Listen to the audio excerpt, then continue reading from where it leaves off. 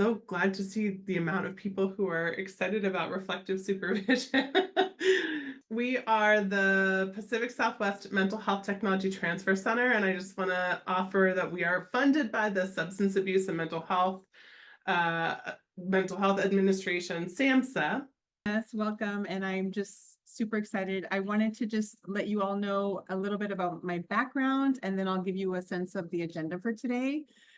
So I have been a marriage and family therapist for over 15 years.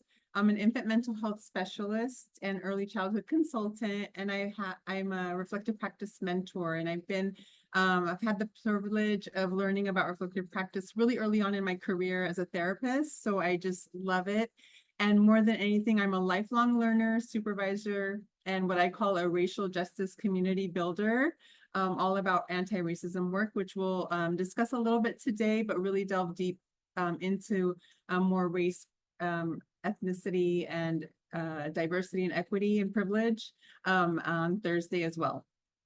I'm so excited to spend some time together supporting you in your journey, providing reflective facilitation and/or supervision. I do invite you to have a notebook or a scrap sheet of paper just so that you can jot some things down, just because we won't have time to do any breakouts today. Because, as you know, part of the work and reflective process is taking a moment to pause and check in with ourselves, and really taking down some of the notes will really help, especially things that either stick out to you or maybe things that don't resonate with you and you're really just thinking about them, you're challenged by them, and other possible questions that you may have.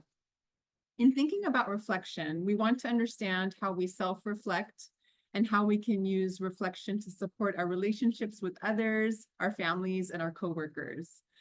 Just by a raise of hands, or actually no, if you could put a 1 in the chat, how many of you have heard about reflective practice or supervision?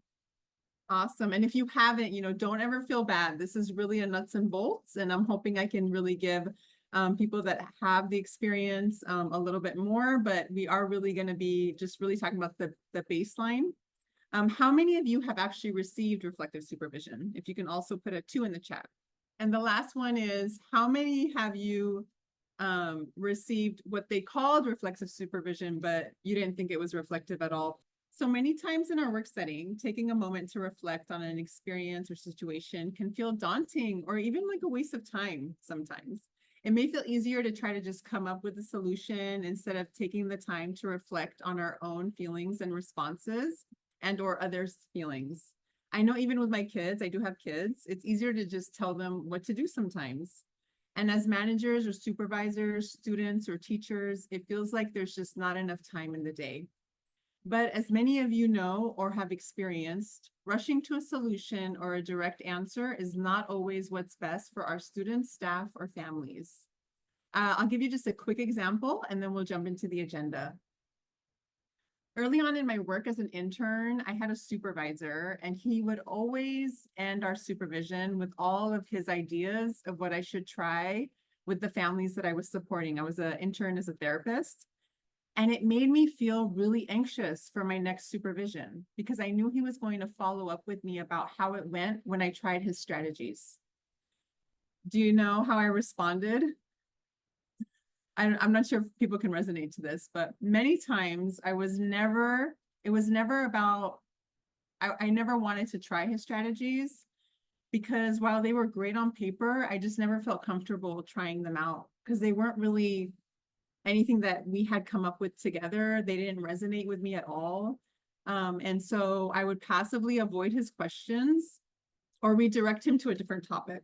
I don't know if you've ever done that in supervision. I'd kind of like just start talking about something else, like, oh, what about that training we were supposed to attend? Is that still mandatory? Or I'd say something like, and then the baby started crying and I didn't know what to do. So before each meeting with him, I felt like a little bit of dread, and my confidence really suffered, especially working with the families. As a reflective supervisor, I do encourage you to really create a collaborative relationship with your supervisee and/or consultee. And we'll look at this a great deal on today as well as Thursday. Now on to our agenda. Let me just see, there we go. Sorry, my screen is for some reason, it's a little bit, here we go.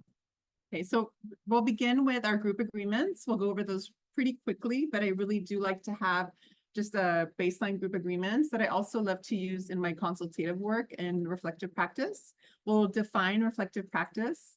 We'll look at what it is, what it looks like. And then some of the meat of it is what we call retrospective and versus in the moment reflection, the critical skills and strategies, and then benefits of reflective practice, and then some prompts for you to hopefully be able to use or make your own.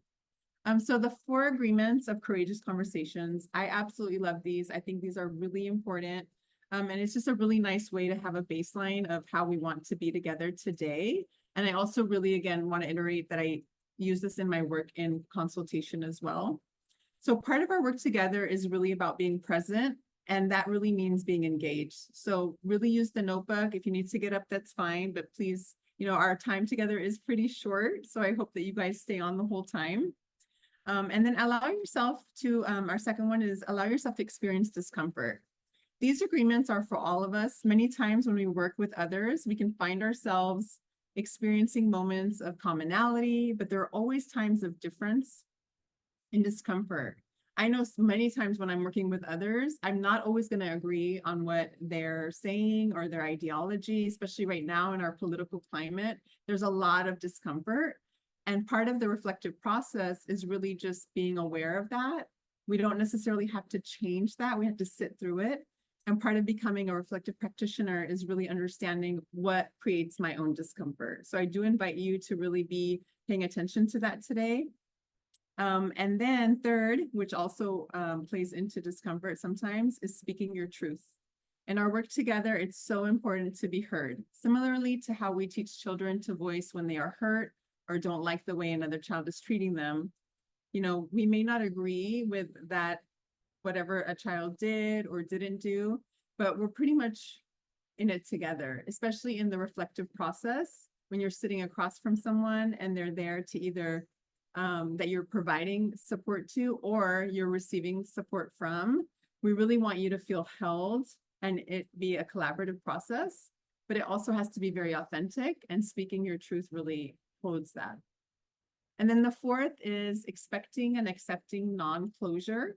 We may not be able to get closure on a topic, and that's okay. Specifically, when you take into account race, class, privilege, and power, we many times will feel like we may not feel heard, we may not have a resolution. And part of the reflective work is understanding, what my values are and how they differ from whoever I'm supporting, and really acknowledging and respecting that and not necessarily changing it unless, of course, there's a level of danger that we're concerned about or something like that. And that's definitely different. So just a disclaimer, today it will not be a train the trainers type of training, so part of the discomfort might come from there too, but we will definitely go into the nuts and bolts of reflective practice. And then I want to share this next slide that has a wonderful quote that I absolutely love from Dr. Christy Brandt, who is a multidisciplinary luminary in the work of reflective practice and the infant mental health world, but she's a nurse practitioner. And she really holds this very wholesome definition where she includes our bodily reaction. So I'll just read it really quickly just to help with the time. Quality reflective facilitation activities include strategies that support participants in having access to the limbic system, the neocortex, and the body sensations in order to gain insight. So it's really about being aware of what is happening for you in the moment and listening to your body. So some of that somatic work that some of you might be familiar with. And then exploring our reactions and responses, examining thoughts and feelings, and then being able to imagine, plan, and integrate knowledge and theories. Really putting that into action and being able to say, oh, this came up for me because of this, and this is how I want to respond. What reflective supervision means to her. Okay. Well, it's a great question. A long time ago, when I was learning how to be a clinician, learning how to work with families and young children, my mentor, Julie Paul, used to say to me that this work that we're doing is too important and it's too complex to do alone.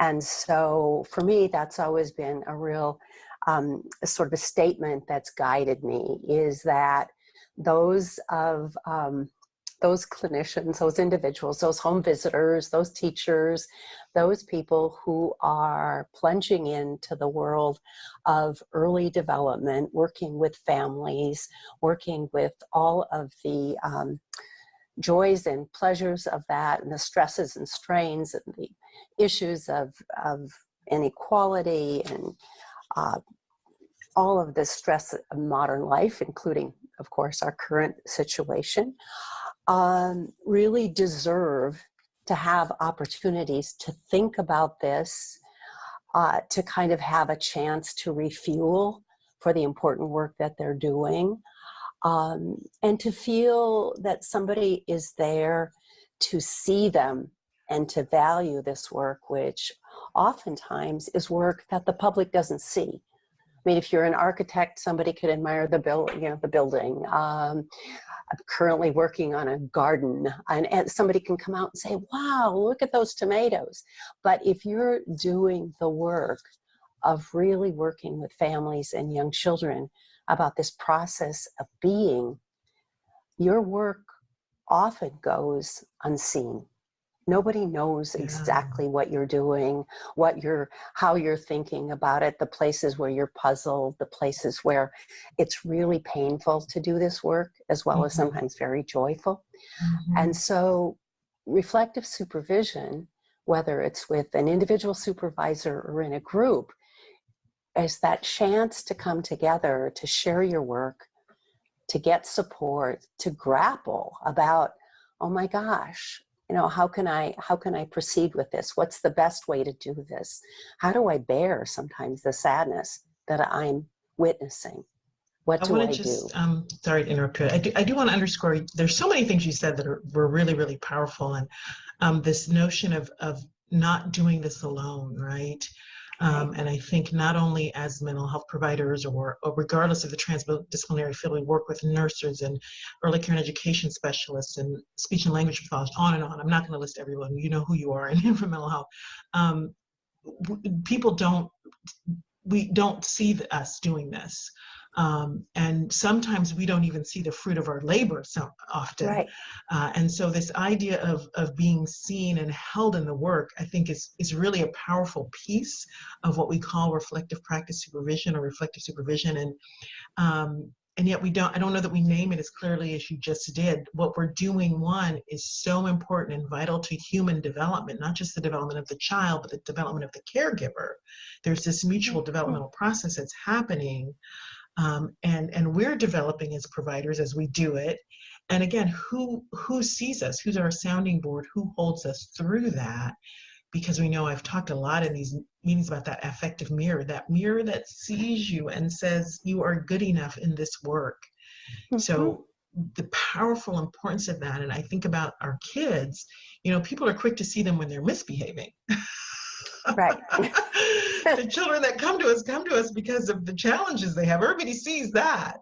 Right. But do we see and relish the successes and the joys? So I just want to underscore those moments, because I think they really are powerful. Yeah. Right. I think it's so important. And also, we are coming into this work with our own histories, our own struggles, our own vulnerabilities. And sometimes it's so helpful to have the perspective of somebody else, not necessarily somebody saying, well, you blew it, but somebody saying, well, wait a minute, let's take a look at this a little bit more closely. Or how might this be affecting you, that's making you see it in this, way. And it's so helpful. We're really talking about the art of becoming, of helping others become. And we are also always in this process of becoming, of learning more, of realizing who we are, of stumbling, of picking ourselves up. And so it is not something that we want to do unaccompanied. We want to be accompanied. We long for this. We long to be seen, but also we know that this accompaniment, this being with, is a very, very powerful and nurturing process. I hate to, I don't hate to, but I often compare this in a way to, to parenting. You certainly don't have control over what your children become. There's genetics, there's opportunity, and et cetera, but you have a huge influence, and the way that you accompany them, the way that you provide certain information, ask certain questions, provide certain kinds of structures, is immensely helpful. And this is what we're doing in supervision. Certainly not parenting in that same sense, but we're providing this kind of atmosphere, this sort of structure, this sort of benevolent holding and vision and belief that somebody has the capacity to do the work, the capacity to be with others and to help them grow. Yeah, I mean, it's a great video. If you guys want to finish it off once they send the link to you, I do highly recommend watching the rest of that interview. And then we'll be sending out some book recommendations that are from Mary Claire Heffron. And then just to really, they brought up early childhood a lot, but I think this video really captures the way that this is such a multidisciplinary way to really approach our relationships, particularly when we're supporting people who are working with others. And actually in any workforce, it's really relatable. So reflective practice is a tool that invites us to pause and slow down to become aware of our thoughts, feelings, and reactions that arise in everyday interactions. Reflective functioning is at the core of all three spheres, and it is the capacity that we as human beings have to be thoughtful regarding our own internal states and the internal states of the other, a lot of what you guys shared in the Mentimeter. This is a capacity that is available to many of us, and for many of us, it flies out the window under certain circumstances. Car rage, for example. I don't know if anyone can relate to car rage. I think right now in particular, people just are zipping by. I'm having my kids in the car and I can get really upset and I'm not reflective in that moment at all. Under ongoing or continuous trauma, or living in a space where you are not given the space to be able to reflect, or you feel unsafe or in danger. A lot of spaces right now feel that way. So it may be harder for us to access that reflective state, right? That we're not in our bodies, we're not able to really hear what's happening because we're in a constant state of panic or fear or threat, right? And this can be at any level because it's a perceived threat, and also in situational circumstances, right? And so we're not able to always tap into that reflective functioning. So one of the things that I like to point out is that reflective functioning is really like a muscle, right? And that the more that we use it or have the capacity to use it, the more that muscle will grow and we'll be able to more easily tap into it. And then reflective practice is a way of deliberately paying attention to the internal and interpersonal experiences, so those with others, to expand the awareness of multiple influences and multiple meanings, right? So it gets more complex. We're really looking at, what does this mean? What does this mean to me? What does this mean to the supervisee or the consultee? What does it mean to the family? What does it mean to the child, whoever you're working with, right? And all of those layered relationships that we are impacting. But it also deepens the understanding and expands possibilities, which is just a beautiful part of the work. Many of us have this inherent human capacity for reflective functioning, as I mentioned earlier, even though we may not use it as much as we would like to. And reflective practice is the way that we can really get in the habit of using reflective functioning more consistently, right? So, I mean, there's so many examples that I can share where reflective functioning just went out the window. I mean, my go-to is always like a fight with a partner, a fight with my kids, if certain things are just not going my way, I might just have that kind of reactive response. And I'm not really tapping into like what's happening between us. I'm just thinking about what's happening for me, and I'm having a reaction. So one of the pieces that we want to really think about too is, how does this really impact ourselves in our workplace? Like, how, even though we can really think about reflecting personally, right? We want to really be able to think about, how is this impacting my staff? And sometimes it may be really hard to do that when you're a manager or a lead or a supervisor, someone who's in a position of power, and you're told that your program is now changing, or you're having budget cuts, and there's going to be a shift in the way that the staff is spread out, right? So there's these kinds of tensions sometimes when we feel that we don't have control over the decision that's being made. But what I invite you to think about is, how do we reflectively share that with our staff? How do we stay open to being able to hear their complaints or their worries about that? One of the things that we had happen a few years ago was they changed our database completely, and it was a very abrupt change, right? And there was this moment where I was like, oh my God, this is gonna suck. Like, they're gonna be so mad, because there's a few staff that I just knew change was really hard for them. And I was dreading having to tell them, because I knew they were gonna react, and it was gonna come towards me, because I'm the person that they go to when they're having these feelings.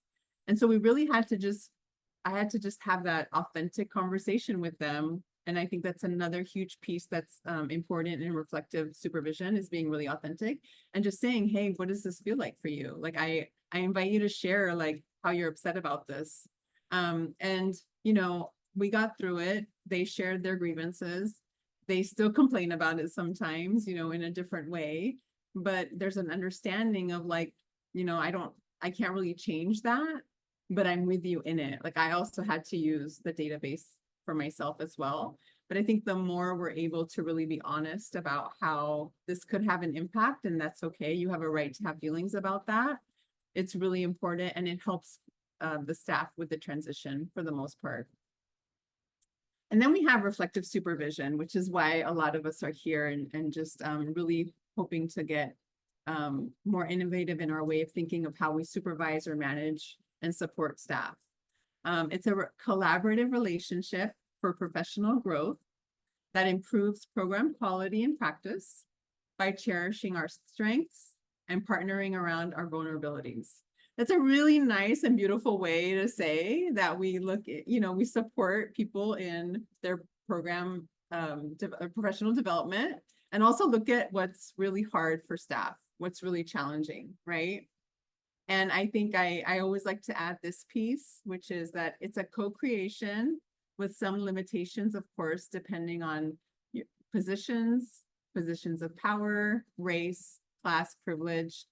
And we'll discuss that as I shared on Thursday, and we'll go into it a little bit in a few slides in the near future. But that kind of really holding what my position is in comparison to what my staff's position, and really being clear about, you know, this is something that I can't change, but I want to support you through it because I know it's impacting you.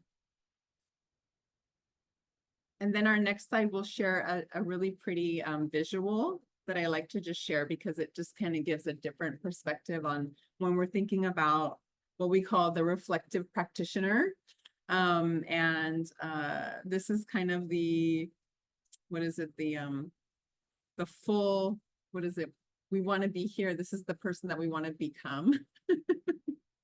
But it's okay if you're not there, right?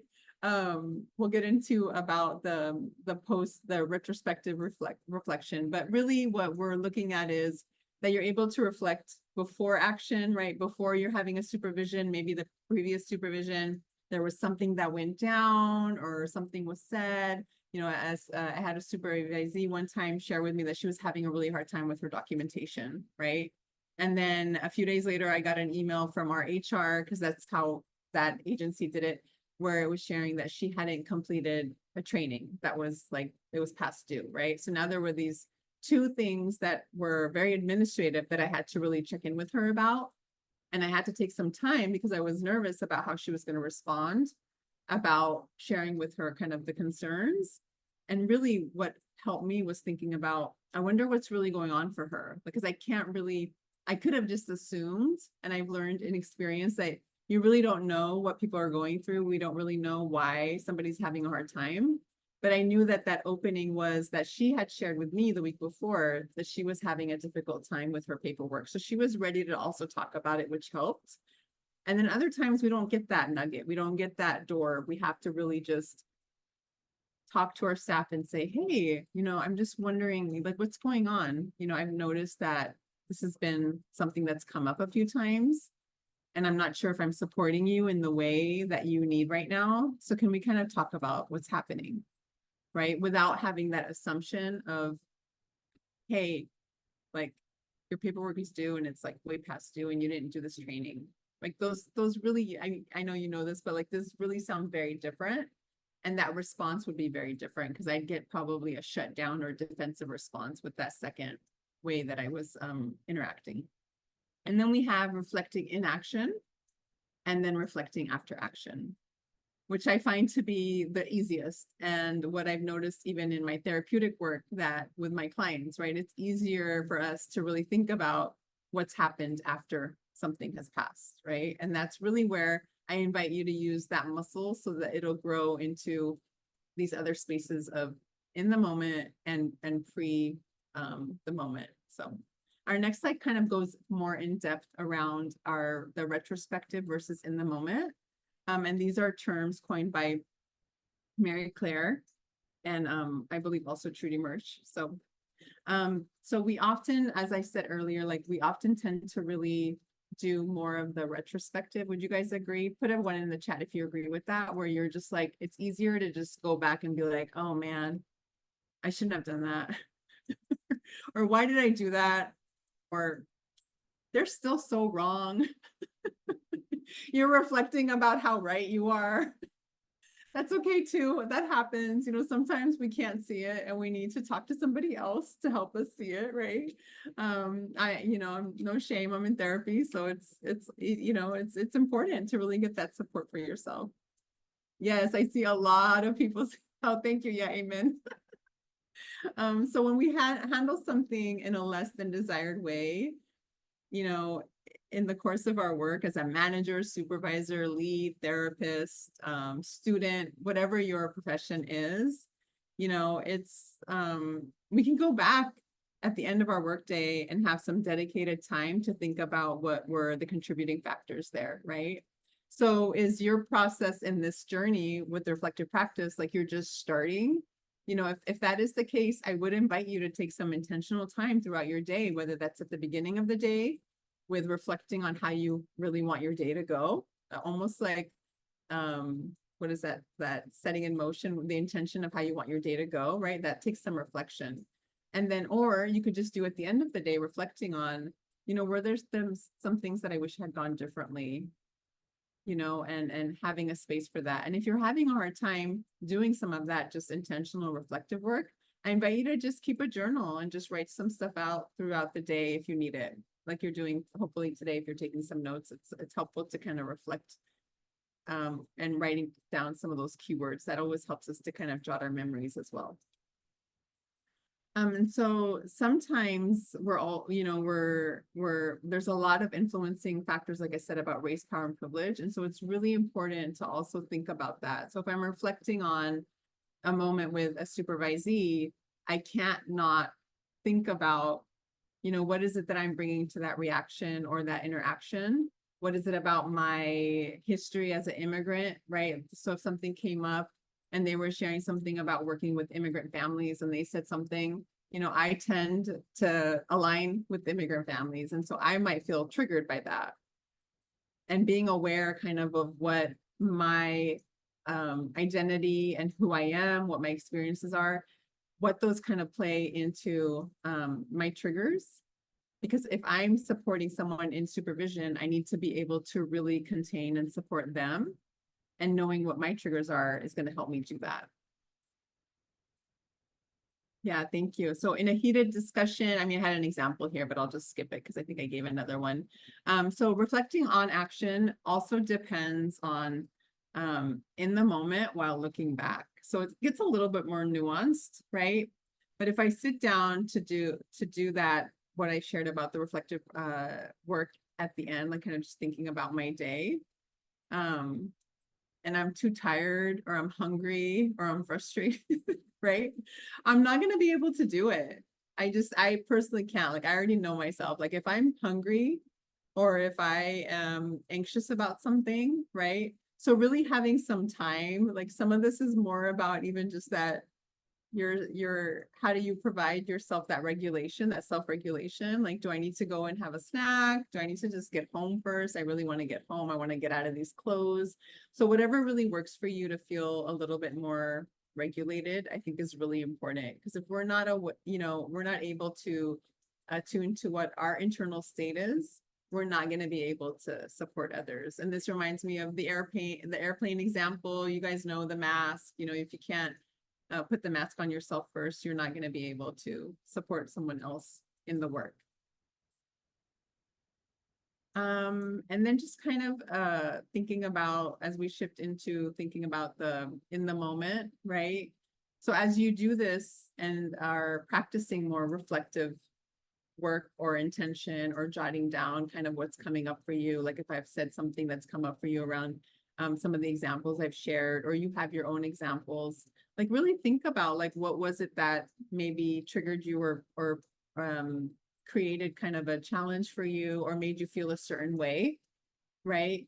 We want to be able to really understand what's going on. And some of this is you being able to have someone that you can go to. So as a supervisor or a consultant, you having someone that you can go to really kind of check in with. And I'll give some ideas about this at the end of how to also use the resources you already possibly may have to get that support. If you're feeling like the leadership where you are doesn't really support or really provide you resources to do some of the reflective work yourself. And then we have something at the end, which I like to just share a little bit briefly because it's such a different term. It's the negative capability. And that's really about slowing down. Don't just do something, you really actually are just there. You're learning when to stop and make a space rather than charge through, right? And this can be really hard, especially as a supervisor or a manager, because you're told, right, to share something with your staff, or you're told to do this or that, or teach them this and make sure they're doing this. And where's the time card? And did you do the evaluation? And so we tend to get a lot of input of, you need to get this done, right? So we really have to have that space or that place to really have a reflective, maybe just a group setting or where you meet with other supervisors to really check in about that, so that you have a moment to say, how are you doing this? Like, I can't do this right now. There's so much on my plate. I have this grant due, I have to do this proposal, and this staff is not listening. And so we can go on and on and on, but this does really create that it really helps us to understand that we really need to create it. Like, it's an intentional way of being. And it has to start with us, unfortunately, especially if you're not feeling like you're being supported by your upper management or leadership. And then we have the next slide, we'll go over our critical skills and strategies. Let's see there. Thank you. And so we already went over the negative capabilities. So I'll just go over a few little things. Here we go. Sorry, I'm having art. There we go. Attunement and mindfulness. I think a lot of these, I mean, when I see these, I really think of like therapeutic things that we have been taught to do with our clients. So a lot of these are things that you probably already know. And it's really thinking about, how do I use this to support my work in my supervision or my consultation work, right? Being attuned to your staff. It's something that we've already touched on, but really being attuned to the fact that maybe somebody comes in, they're a little bit quieter. Some of the supervision I'm still doing on the phone because we're still hybrid in some capacity, and it's really paying attention to somebody's tone of voice. In person, it's a little bit easier, especially for me. I can really just observe someone's eye contact or the way they're just, presenting, or maybe they come in a little disheveled, or they just seem kind of off their game. And it's really thinking about, hey, I don't know if I'm just, it's just me, but like, is everything okay? And for the most part, staff will tell me, what's going on for them. And then really slowing things down. So many times staff really want to get to like, this happened to me, I don't know what to do, or the child was crying and the mom didn't do anything, or she didn't feed the baby, or a teacher might say the parent, they just come late all the time, right? And it's that, holding back from really just coming to this place of like, well, did you try this? Right. But it's really thinking about, how can I slow this down and understand more what's happening, that gentle inquiry, and really containing the conversation so that we really understand for our staff what's coming up for them in the moment. Right. So if they're sharing that a mom and dad were in a session together, even though our staff was there to see the mom, right? It's really thinking about, well, what was that like? Right. And how did that feel for you? For me, when I was earlier on in my career, I realized after having that male supervisor that I shared about, where he was just kind of throwing stuff out at the end of each supervision, I was like, oh man, I am not comfortable working with men just yet. I mean, this might sound kind of weird, but I really had that moment of like, I can't even tell him, like I couldn't tell him that I was having a hard time with the way that he would share his ideas with me. And I realized early on, I was like, oh man, this is about like my relationship with my father. I mean, that sounds very like, really the therapy piece, right? But that kind of attuning to like what's happening and being able to really think about like, why is this hard for me? And that only came because I had a separate supervisor who was for that intern, an administrative supervisor. And I talked to her about it. And it really helped me to really realize that was happening. And then I was able to also support more fathers in my work, which was really good, but it was really hard. And so being aware of kind of where we get triggered, and then being able to feel safe enough to share it in supervision is really important. Otherwise, we're going to keep running into those pieces of like, I can't see that family anymore. They just don't, they don't, that kind of piece of like, if I'm having a hard time working with a male, right, working with a father, I might avoid it a certain way, but it might seem like to the supervisor, the parents aren't responding to me, right? But if the supervisor doesn't know that they're having a difficult challenge of working with men in general or something like that, because we haven't really assessed it or looked into it and they haven't shared it, right? What else might be going on for you with that? Oh, the family hasn't been responding. Well, what's going on? What do you think is happening? What do you think is going on for the parents that they're not responding? Yeah, exactly. The invisible, yeah, definitely. And then another piece of reflective supervision is raising concerns, right? That readiness for growth. When we do see that something is going on, or we notice that our staff is a little, either you notice it in their tone of voice, or their nonverbals, or whatever you notice that's a little different, or you're asking them certain questions and you're just like, oh, well, what do you mean? Like, what happened? Can you tell me more? Right?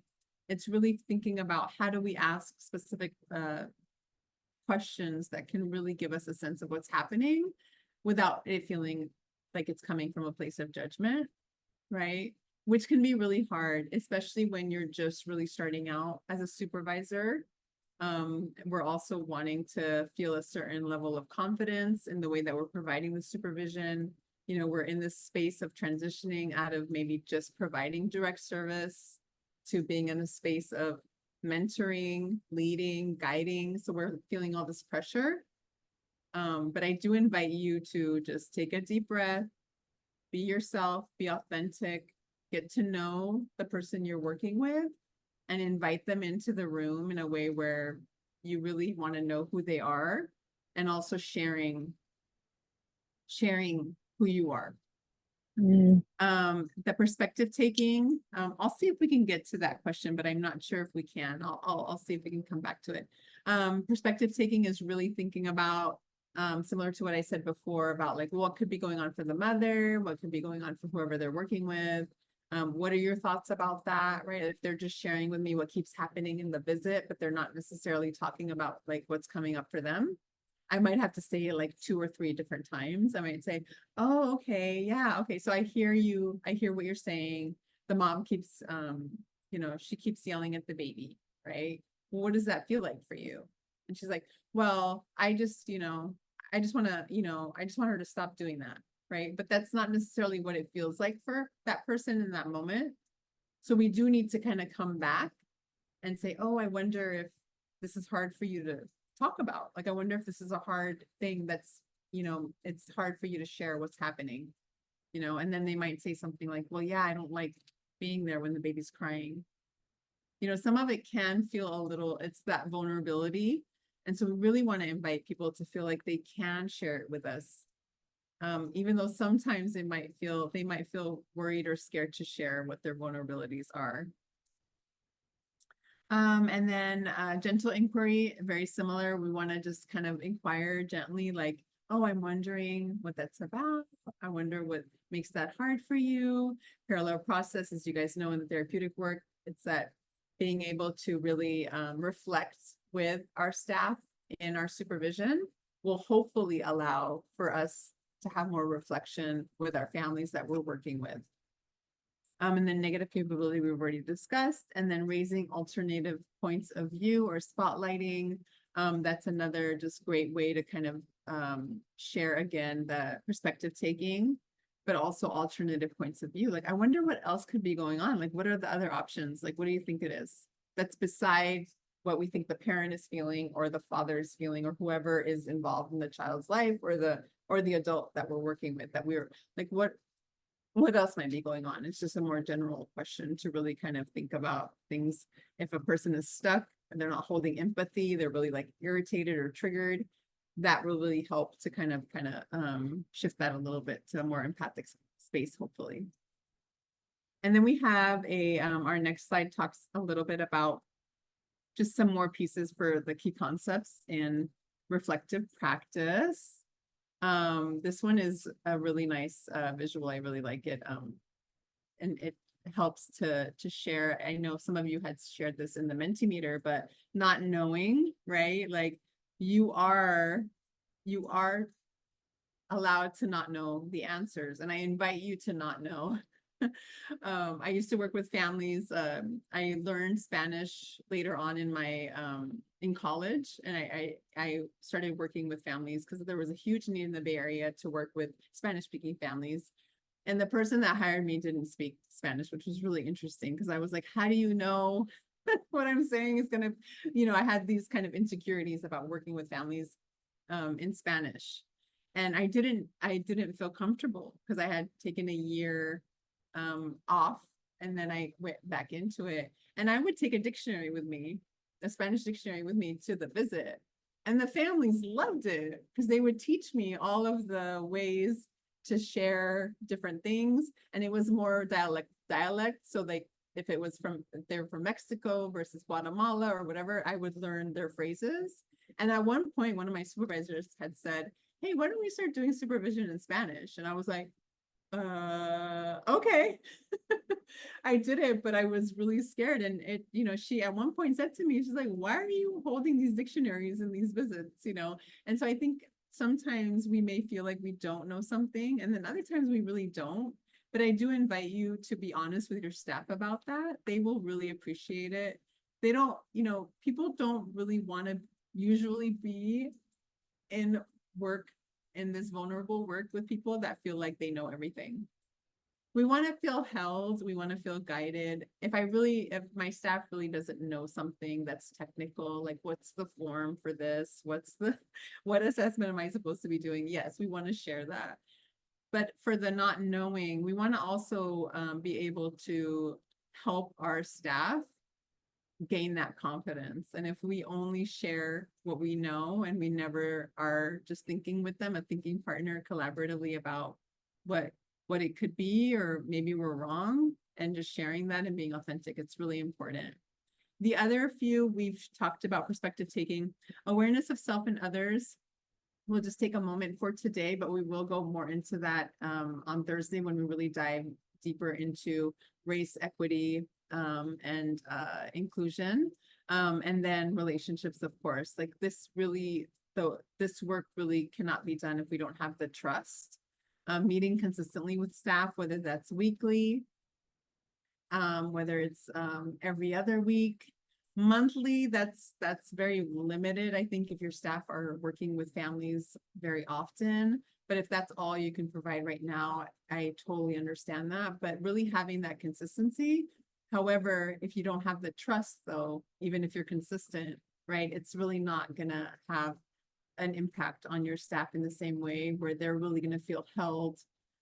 They're going to want to really collaborate with you and support the families in a specific way. And I think it's also will feel uncomfortable for you if you don't feel the trust with your staff as well in the supervision, right? The next, I just wanted to kind of briefly go over in this next slide about self-awareness and the awareness of the other. And briefly just introduce today that, you know, we'll go into this more on Thursday, but really the idea about, you know, who am I, right? My social location, and I'll explain that in a minute if you haven't heard that, and then how I identify. And then in turn, you know, who am I working with, their social location, and how do they identify, right? An individual social location is a combination of categories, factors, or attributes such as gender, race, age, ability, immigration status, language, and sexual orientation. Employment and religion. Sorry, I forgot those two. Social location is important because it strongly influences our identity and our sense of self and how we see the world, right? So I'm white, as you can see, I'm like white presenting, right? Like that has an impact on who I'm serving and who I work with, right? That I can't necessarily negate that my skin color is light, right? That's just one small example, but how do we really bring that into our supervisory work and be authentic to who we're working with? And then we have a short clip here that I want to just share with you all. And then I'll see, I think we might need to skip or maybe we'll do the Mentimeter, but we'll skip the other slide maybe. But go ahead and start the video. Being an investigator is difficult, mostly because you are literally just moving from crisis to crisis. You're just always working through trauma with families while having to try to stay grounded yourself, and that is extremely difficult. We use ourselves to engage with clients, and that is the cornerstone to child welfare work. To be able to do that effectively, people need the time and opportunity to think about how it feels to be in relationship with others and how to maintain a healthy self.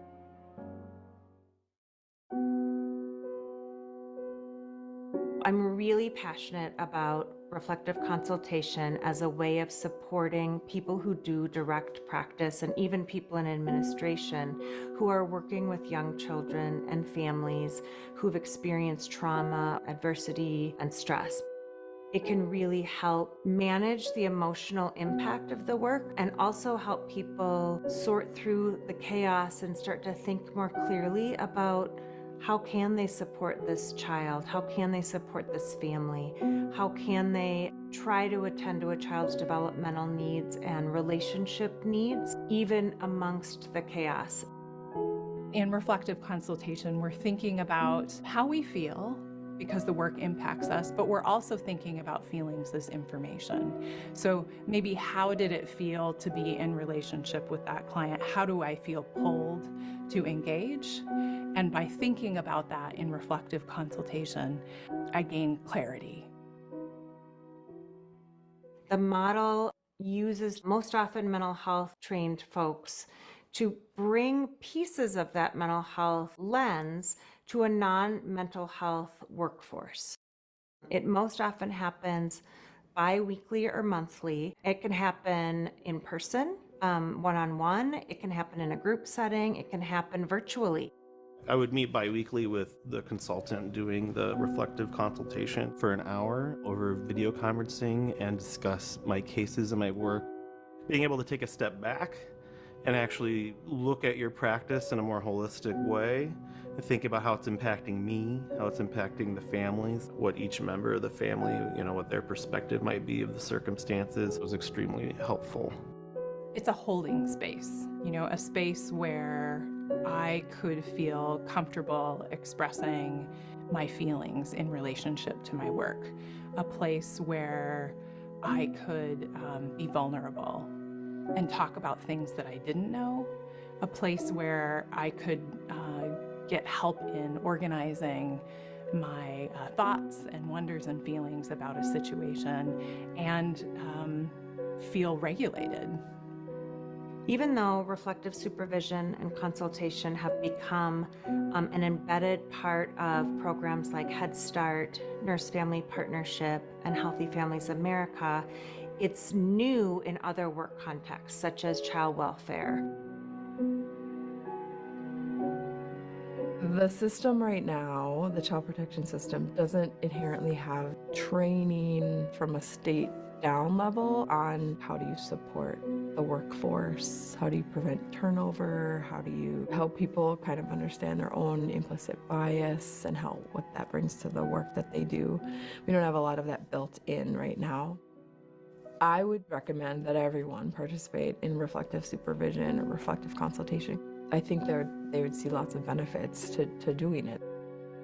If workers are able to recognize what they bring to their work, then we as a system, as a child protection system, can prevent any further traumatization to families. The child protection system is already a traumatic experience for children and families, so workers have to be aware of their own stuff so that we can prevent that in the future.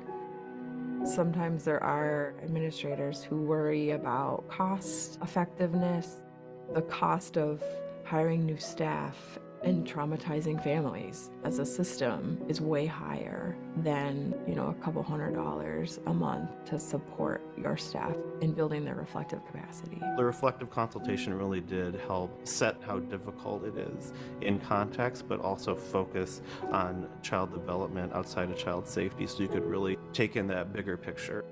The payoff can be big, both in your retention rates and also in your employees' well-being, and in them feeling like they are effective in their work.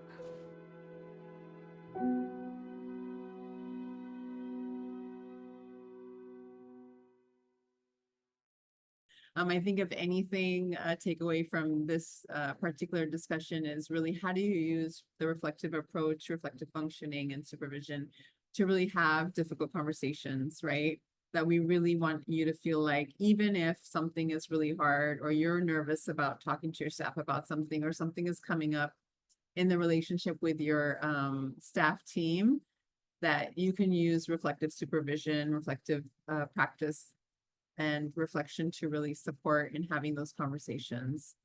We see just as we saw in the video, the decreased burnout, increased trust, which you guys already brought up, and then having really authentic relationships that if I'm really thinking about what I'm doing and how it impacts my staff, I've had actually staff let me know that something that I said was offensive and I having to really just own up to that and apologize for that and to really understand that, I'm going to make mistakes. And I tell this to my staff right at the beginning when we're getting to know each other that, we are getting to know each other. But one of the things that I really hold that's really important to me is that if I say something that's offensive to you or that just, doesn't sit well with you, to please let me know, even if you're concerned or worried, to tell me.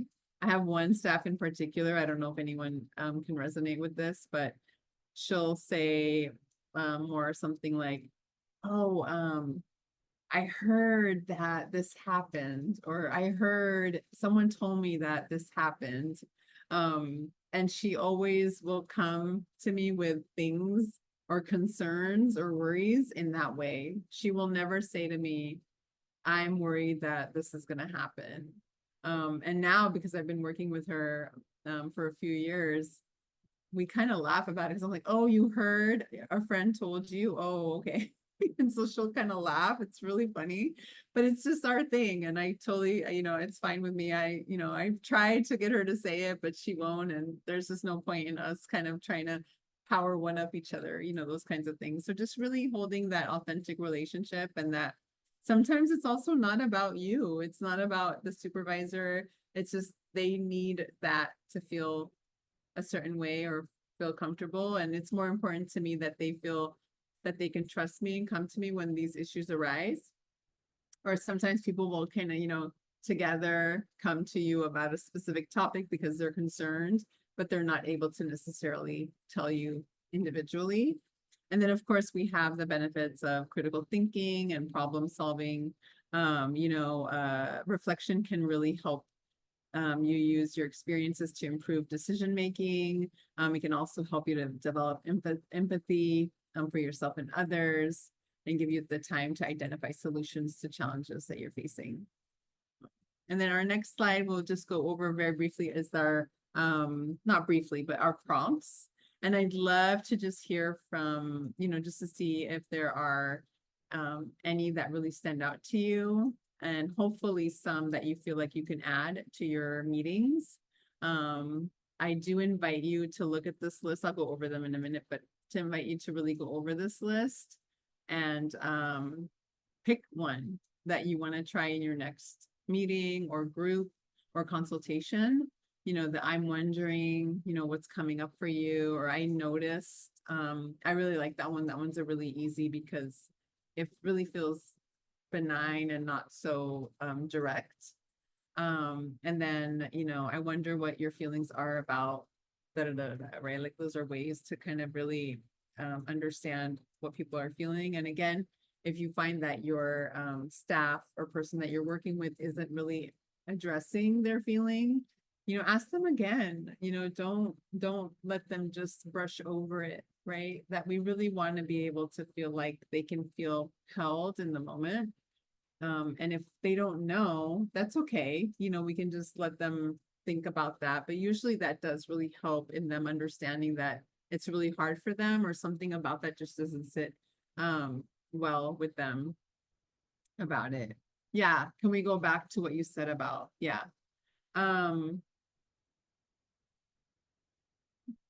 Yeah. So let me see the other one. If you were there now, yeah, what would you do? Yeah, exactly. Yeah, that you like that one. Yeah. I know these are a lot to type out, so I apologize for that. Just want to make sure that people feel like they could engage in a conversation. What does that mean for you? Yeah. Yeah. And I invite you to just try them on, see which ones you feel like are more your style. And if not, if you come up with your own, please, just, really allow yourself to find some that work for you. Hopefully you feel like these are ones that you can try on. But there's so many more, there's so many more. On Thursday, we will go over a case example. We will do a little intro to reflective practice because there might be some new participants. But I'm hoping that the case example and then some of the more in-depth discussions around power and privilege and kind of where you sit in your space in the world will really also be helpful to develop a more depthful relationship with your staff. And then I did have my email address on the next it's the wonderful John Dewey, who I was introduced by Christy Brand, who I shared earlier in her quote. But we don't learn from experiences, we learn from reflections on our experiences, right? So really holding the core of what this training was about today with reflection, and that's where our learning happens, and our, just kind of our thinking and supporting each other. And wishing everyone a beautiful rest of whatever day you have, and be well.